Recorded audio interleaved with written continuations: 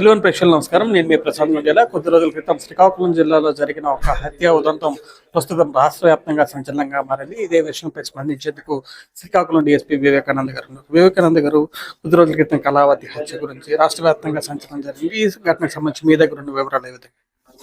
ఏం లేదండి, దర్యాప్తు చాలా ముమ్మరంగా సాగుతుంది.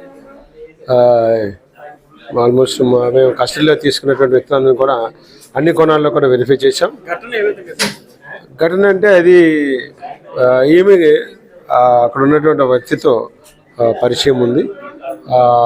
అతని దగ్గర ఇంటికి వెళ్ళడం రావడం అనేది అంతా కూడా జరుగుతుంది. ఒక సంవత్సరం నుంచి కూడా వారిద్దరు అక్కడికి వెళ్ళడం జరుగుతుంది. అలాగే ఈ మధ్యకాలంలో కూడా 3-4 సార్లు వెళ్ళారు. ఆ రోజు మధ్యాహ్నం ఆమె 2:30 ఆ సమయంలో 18వ తారీఖు ఇంటికి వెళ్ళడం అనేది మాకు ఉన్నటువంటి టెక్నికల్ ఎవిడెన్స్ ద్వారా తెలిసింది. అలాగే మిగతా అన్ని రకాల కోణాల్లో కూడా విచారణ చేస్తే ఫిర్యాదుదారులు ఇచ్చినటువంటి అంశాలు, మా దర్యాప్తు అంశాలు అన్నీ కూడా కరెక్ట్గానే సాగినాయి. ఆ పద్ధతిలో ఈరోజు అన్నిట్లో మేము కొంత ప్రాపర్టీ కూడా మిస్సింగ్ అన్నది కూడా వాస్తవం. అంతా కూడా రికవరీ ఆల్మోస్ట్ వచ్చిందండి, కొలిక్కి వచ్చింది. అన్నింటినీ కూడా సంకలనం చేసుకుని ముద్దాయిని అరెస్ట్కి ఎంతకన్నా రెడీ అవుతున్నాం. శరత్ కుమార్ అనే అతను కూడా శ్రీకాకుళం.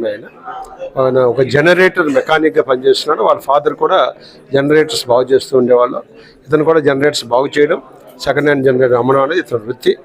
కాకపోతే ఇతను ఒక డిఫరెంట్ సైకాలజీలో ఉంటాడు ఆయన.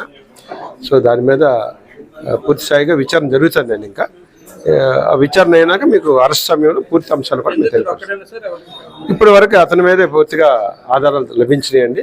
మిగతా వాళ్ళు ఏంటంటే ఇతను ఇచ్చినటువంటి బంగారాన్ని వేరే వాళ్ళకి ఇచ్చినట్టుగా చెప్పారు. సో బంగారం అంతా కూడా ఇంకా రికవరీ చేయాల్సింది ఉంది.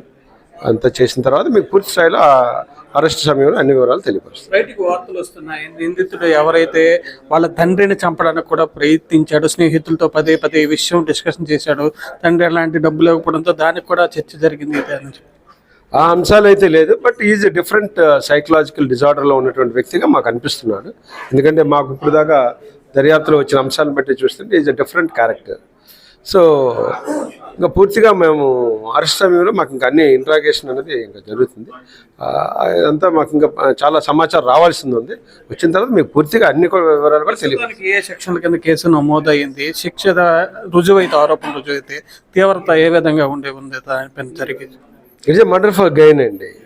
సో ఇట్స్ చాలా తీవ్రంగానే ఉంటుంది. అతనికి సరైనటువంటి సాక్ష్యాధారాలన్నీ కూడా మేము కోర్టు ముందు ప్రొడ్యూస్ చేస్తాం. అతనికి శిక్ష, మ్యాక్సిమం శిక్ష జీవిత ఖైదు కూడా పడడానికి అవకాశం అయితే ఉంది. శ్రీకాకుళం డిఎస్పీ వివేకానంద అయితే క్లారిటీ ఇచ్చేశారు.